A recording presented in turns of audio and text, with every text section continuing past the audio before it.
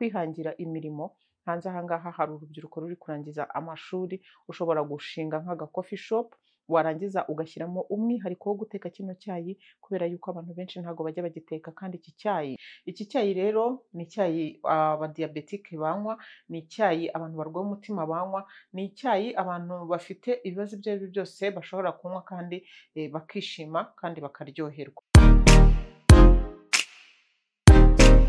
Hello bakunze Umurimbo TV, ndabasuje cyane, mugubwe neza, nibyo mbona mbifuriza, mbahaye karibu rero cyane. Uyu munsi tugiye gukora ikiganiro cyo guteka icyayi cy'umuti, icyayi kiryoshye cyane ariko noneho kikaba gifite akarusho yuko ari umuti. Ibi ngibi rero tuba tubikora kubera yuko ku Murimbo TV intego yacu nuko abantu bagira ubuzima bwiza, abantu tukishima, tukubaka ubuzima, tukubaka ingo, tukubaka ibitekerezo byacu, tukarimba nyine muri rusange.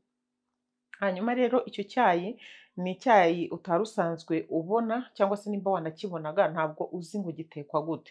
Iki cyayi rero ni icyayi abadiyabetike banywa, ni icyayi abantu barwaye umutima banywa, ni icyayi abantu bafite ibibazo ibyo ari byo byose bashobora kunywa kandi bakishima kandi bakaryoherwa. Icyayi cyacu rero kikaba kigizwe na hibiscus ariyo rosera, hakaba harimo mu cyayi, hakaba harimo indimu, hakaba harimo ubuki. Hanyuma rero ntimucikwe, murebe uburyo gitegurwa kugira ngo kize kuryoha kandi kibe ari n'umuti, sibyo?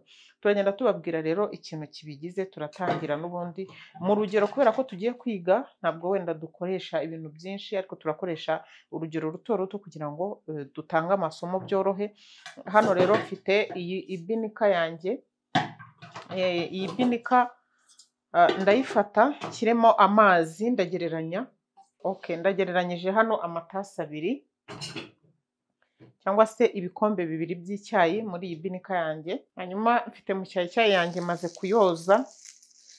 kuyoza nkeya nyine, murayibona ntabwo ari ngombwa nyinshi, cyangwa wanashyiramo nyinshi uko ubishaka, kuko iyi mu cyayi ni umuti mwiza cyane, ni umuti uvura ibintu byinshi mu mubiri, uburibwe bwo mu magufwa cyangwa mu ngingo, uburibwe bwo mu mubiri ahantu aho ariho hose, kubera yuko murabizi ko n'abadamu bari mu gihe cya period barayifashisha kugira ngo bamererwe neza. Iyi ngiyi rero itunganya imyanya y'ibanga, ikaba yanagufasha kukuvura impyiko n'ibindi bibazo bitandukanye, ariko hano tugiye kuyifashisha mu cyayi. Hano rero ndahita nshyiramo iyi mu cyayi yanjye muri ya mazi maze gushyiramo, hanyuma rero mpfundikire, canire iminota mikeya, nibimara kubira gatoya mpite mbereka ubundi buryo dukoresha. Nk'uko twabivuze rero amazi yacu arabize, cya cyayi cyacu twashyizemo mu cyayi, turahita dufata rosera cyangwa se hibiscus, murayibona ni yayindi nyine muzi y'umuti mwiza cyane, dushyiremo. Reka nkoresha intoki zanjye, ziba zisa neza nazogeje. Urugero wowe ushaka, ibi ni ibintu byiza cyane, abantu gusa ushobora kubikora bikeya bitewe n'uko bigira akantu nyine gakaze. Ubu muri ibi bikombe bibiri by'amazi nshyizemo nyine nk'agafungo, cyangwa se unyoresheje uruki, murabibona. Ukoresheje ikiyiko washyiramo nk'ibiyiko nka bitatu. Hano rero murabibona mfite indimu nakase utudimu duto duto, ni akadimu nafashe nkakatamo utuntu duto duto, ntabwo ari ukuyikamura, nagafatanya n'ibishishwa byako. Hanyuma rero ndahita mfata natwo utu tudimu twanjye ntushyiremo ahangaha, pfundikire umunota umwe utarenga, umwe wonyine. Icyayi cyacu rero cyamaze gushya, cyahiye. Tugiye gukurikizaho ukundi kugitegura nyine kugira ngo kigere ku musozo. Hanyuma rero bakunzi bacu, turakurikizaho gahunda yo kuyungurura cya cyayi cyacu. Wow, kiba gihumura neza cyane rwose. Wenda reka tube dukoze kino gusa. Icyayi rero nk'uko mukibona ni umuti. Abazi akamaro ka hibiscus murakazi, abazi akamaro ka mu cyayi nk'uko wenda ubundi bijye biba byiza, kuko interinete isigaye yoroshye kandi igera ku bantu bose. Mujye mukora ubushakashatsi ku bintu byitwa ibimera kandi biri natirere. Ibi byadufasha kwirinda indwara kandi byadufasha n'igihe turwaye kugira ngo tuzoroherwe cyangwa se tube twanazikira. Nk'iyi hibiscus mu by'ukuri ni umuti mwiza ukiza diyabete mu buryo bwa burundu, bitewe wenda n'igipimo igezeho, kandi ikaba yanagufasha kubaho udahura n'ubukana bwa diyabete mu gihe nyine itanakize. Iyi ngiyi rero ikura cyangwa se ikiza bya burundu umuvuduko w'amaraso, ariyo hypertension. Hanyuma ni byinshi cyane ikora, mujye mukora research kuri interinete murebe akamaro k'ibi bintu.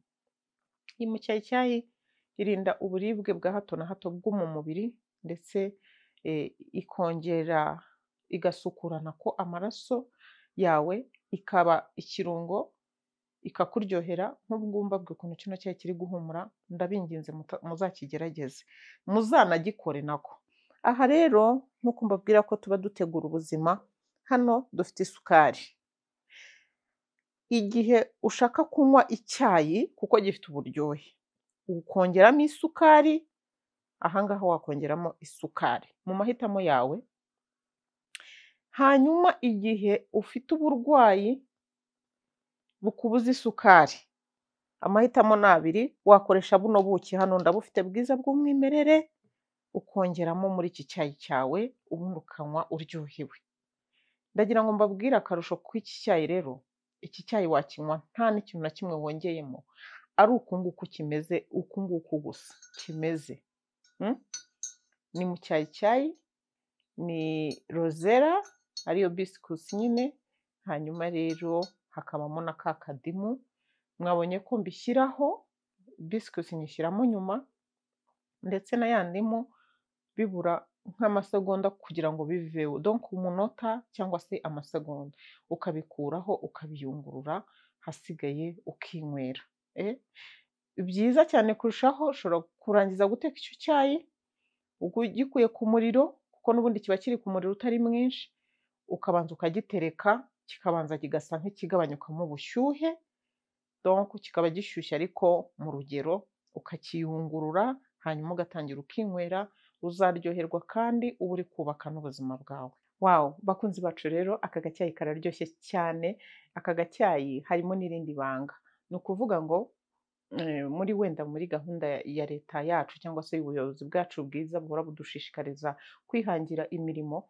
Hanze aha ngaha hari urubyiruko ruri kurangiza amashuri, ushobora gushinga nk'aga coffee shop, warangiza ugashyiramo umwihariko wo guteka kino cyayi, kubera yuko abantu benshi ntabwo bajya bagiteka, kandi iki cyayi cyakuzanira abakiriya, kikagukorera isoko rikomeye cyane, ugasanga nyine witeje imbere mu buryo bwiza kandi budahenze, ugasanga ubyubakiyemo izina kandi uri gukora na bizinesi, kandi uri kubaka n'ubuzima bw'abantu. Ibi ngibi rero bikaba byafasha abantu mu buryo butandukanye kubaho neza.